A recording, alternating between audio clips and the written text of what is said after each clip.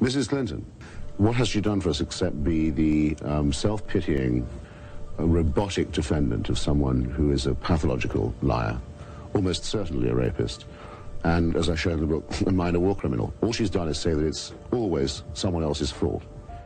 There's no question in anybody's mind that the healthcare situation in the United States is much worse than when the Clintons were elected. Probably one of the greatest single social disasters of the century.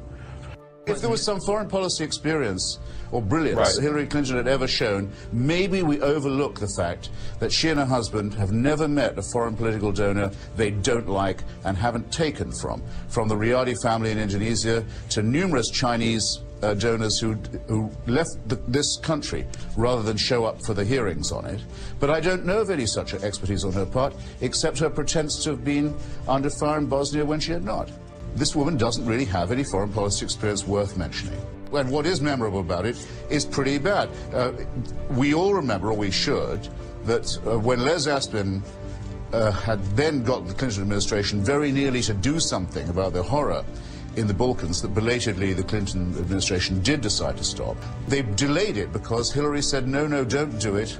It will take away attention from my brilliant, wonderful healthcare program that we all remember so well. At least on healthcare, she knows enough about the subject to have really changed American healthcare for the worse in her time. About foreign policy, she doesn't even know that much.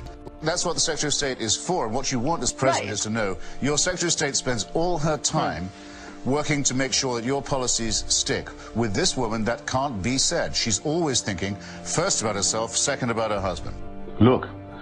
This is the woman who played the race card on Barack Obama. This is the woman who, if you were for change that you can believe in, or whichever change it was, you were voting against. This is the woman whose foreign policy experience consists of making a fool of herself and fabricating a story about Bosnia. This is the woman who, with her husband, have so many connections, fundraising connections overseas, Indonesia, China. Just look up the Senate report on their fundraising activities, the people they've pardoned.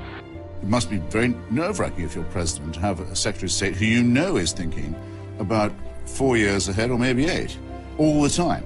Never thinks about anything else, never has thought about anything else, except the possibility that she might one day be president of the United States. Wasn't even a team player in her own husband's administration. Remember, when Les Aspin wanted to do something finally about Sarajevo and the rape of Bosnia, Hillary Clinton said, no, I don't want you intervening.